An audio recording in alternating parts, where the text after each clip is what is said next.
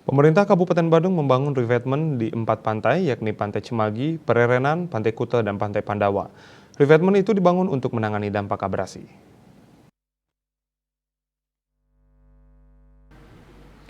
Kabid Sumber Daya Air Dinas PUPR Badung Ana Agung Ramaputra mengatakan pemasangan revetmen ini untuk penanganan abrasi karena sempat terjadi banjir rob. Pembangunan revetmen di Pantai Kuta menggunakan 2 jenis batu.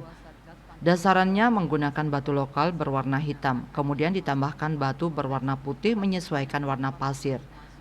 Revetmen ini dipasang untuk yang terkena abrasi saja, panjangnya 60 meter di selatan Hard Rock, sedangkan penanganan di pantai lainnya disesuaikan dengan kondisi masing-masing.